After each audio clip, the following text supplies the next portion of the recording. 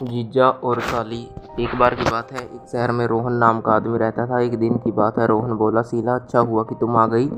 तुम बिल्कुल सही समय पर आई हो। शीला को देखते ही रोहन खुश हो गया। हम तो हमेशा सही समय पर ही आते हैं जीजा जी।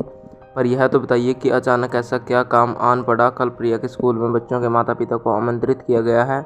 मैं तो जा नहीं सकता। कल मुख्यालय से पूरी टीम आ रही है। अपनी दीदी रमा को तो तुम जानती ही हो। यदि कल तुम प्रिया के स्कूल चली जाओ तो बड़ी कृपया होगी। रोहन ने बड़े ही नाटकीय स्वर में कहा, ठीक है जीजा जी, आपकी इच्छा हमारे लिए आदेश है, पर हमले बदले में आपको भी मेरी एक बात माननी पड़ेगी।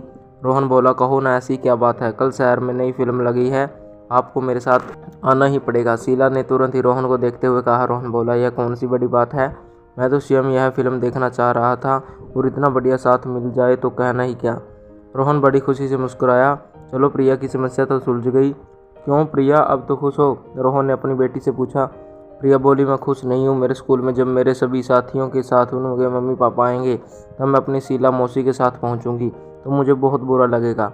चिंता मत करो प्रिया बेटी, मैं तुम्हारे स्कूल में ऐसा काम करूँगी कि सब खुश हो जाएंगे। शीला ने प्रिया से कहा, नहीं, अगर मेरे मम्मी पापा मेरे साथ नहीं जा सकते तो मैं कल स्कूल ही नहीं जाऊँगी। प्रिया अपने कमरे में चली गई। तभी रोहन गुस्से में रमा से बोला, तुमने बहुत सिर पर चढ़ा लिया है। अपनी लाडली को घर आए मेहमान से कैसे व्यवहार करना चाहिए यह तक नहीं सिखाया उसे। उस पर क्यों बरसते हो। तुम भी तो हो पापा हो प्रिया के, तुमने कुछ क्यों नहीं सिखाया। रोहन की माँ सरस्वती देवी, जो अब तक शांति से सारा प्रकरण देख रही थी, अब स्वयं को रोक न सकी। मैं उसे ऐसा सबक सिखाऊंगा कि यह जीवन भर याद रखेगी। रोहन तेजी से अंदर की ओर लपका तो रमा को जैसे होश आया। उसने दौड़कर प्रिया को गोद में छिपा लिया। आज से इसका खाना पीना बंद। 2 दिन भूखी रहेगी तो अकल ठिकाने आ जाएगी। रोहन गुस्से में बोला, क्यों इतना क्रोध करते हो जीजा जी। प्रिया तो नन्ही सी बच्ची है, वह क्या मुँह समझेगी तुम्हारी दुनियादारी। जो मन में आया बोल दिया। जीजा जी, क्रोध में तुम जरा भी अच्छे नहीं लगते। शीला बोली तो रमा भड़क उठी।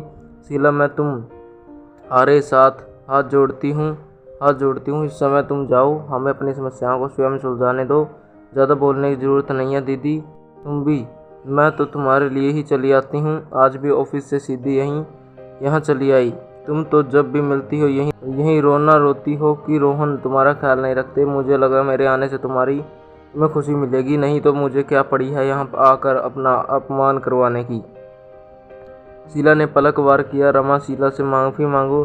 घर आए मेहमान से क्या इसी तरह व्यवहार किया जाता है। रमा कुछ बोल पाती उससे पहले ही रोहन ने फरमान सुना दिया। उसने रोहन की बात को न उत्तर दिया, न ही माफ़ी मांगी। तुमने सुना नहीं, शीला से माफ़ी मांगने को कहा था मैंने। रोहन चीखा, मेरे लिए यह संभव नहीं है रोहन। रमा ने उत्तर दिया और प्रिया को गोद में उठाकर अंदर चली गई।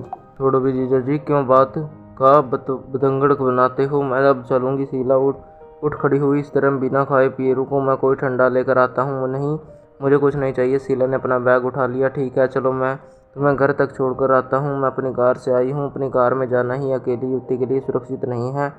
रोहन तुरंत साथ चलने के लिए तैयार हो गया और क्षण भर में ही दोनों एक दूसरे के साथ मुख्य द्वार से बाहर हो गए। रोहन शीला को फिल्म देखने ले गया और दोनों बहुत घूमे। रोहन घर जाने के लिए निकल पड़ा। रमा ने प्रिया और सरस्वती देवी को खिला पिलाकर सुला दिया और रोहन की प्रतीक्षा करने लगी। तरह तरह की बातें सामने प्रश्न बनाकर खड़ी थी। सोच में डूबी हुई कब वह सो गई उसे स्वयं ही पता नहीं चला। रोहन ने जब घंटी बजाई तो वह घबरा कर उठ बैठी। रोहन गुस्से में बोला, मर गई थी क्या। कब से घंटी बजा रहा हूँ। द्वार खुलते ही नशे में धुत रोहन बरस पड़ा। तभी रमा हैरान रह गई क्योंकि उसके कपड़े फटे हुए थे। कपड़े कैसे फटे। रोहन बोला, मैं गिर गया था। यह क्या शरीफों के घर आने का समय है। वह भी नशे में लड़खड़ाते हुए आवाज़ नीची रखो, पड़ोसी जाग जाएंगे। पड़ोसियों का डर किसे दिखा रही हो। बेचारी शीला से तुमने पानी तक नहीं पूछा। वह तो तुम्हारे और प्रिया के लिए जान भी देने को तैयार रहती है। उसे रेस्तरां में ले जाकर खिलाया पिलाया। मेरा भी कुछ फर्ज बनता है। रोहन अपनी ही बात बोल रहा था, समझ गई अब भोजन की आवश्यकता नहीं है। रमा शांत स्वर में बोली, यह भी कोई कहने की बात है। सीधी सादी बात भी तुम्हें समझ में नहीं आती, मूर्ख कहीं की।